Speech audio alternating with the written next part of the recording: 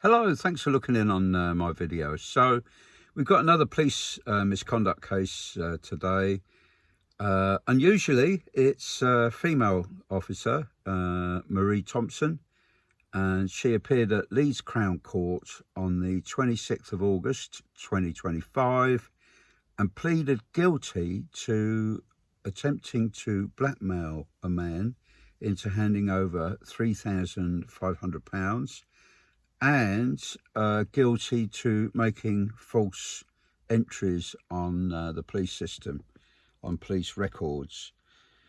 On the face of it, quite serious offences. But I'm beginning to think more and more about this sort of issue, is that why are these offences occurring, committed by the police, and what could be done to stop them happening in the first place? So it's quite interesting, this, isn't it? It's quite a topic to think about.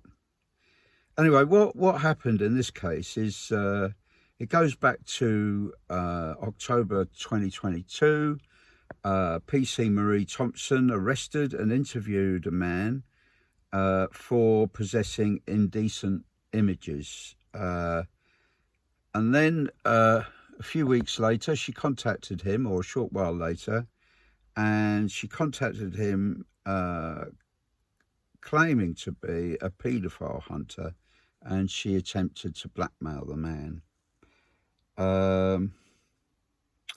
So what he did was, instead of giving the money, he reported the incident to the police.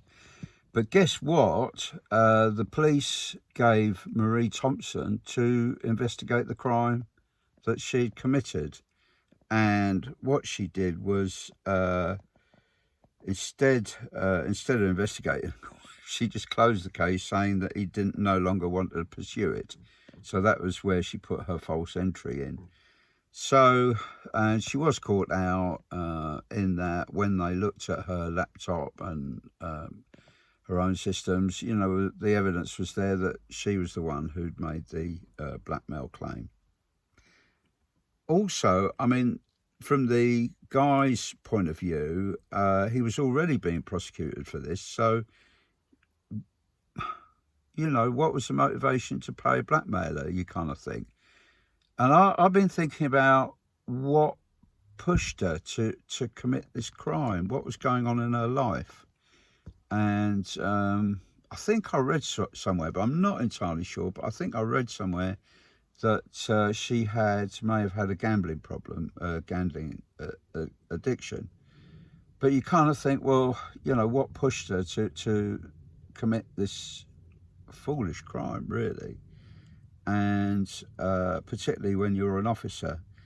And thinking more broadly, whilst not making any excuse for her behaviour, because particularly it's serious when an officer breaks the law, very, very serious. But what kind of made me think was, if somebody has got an addiction of some description or some sort of problem, where do they go to in the police? Who do they discuss it with? You know, is there support? Is there somebody they could feel comfortable talking through their problems? Would this help people not get into trouble, you know, in the future?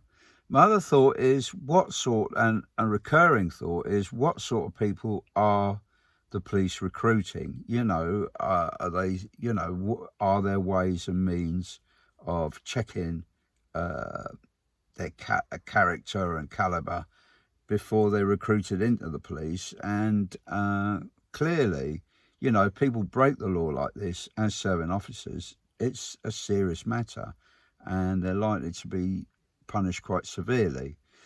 So, you know, that is a deterrent in itself, but I kind of think, do they get sufficient support in this difficult role, you know, as police officers? I know it can be very, very stressful and quite traumatic at times, being a police officer. And I noted in my home area, they were recruiting recently there was a vacancy for a voluntary, non-denominational chaplain for the police. And it was an unpaid role, an honorary role. and their role was to offer assistance, to befriend, advise, assist and befriend the police, and to help them deal with stress issues and talk through problems and things like that.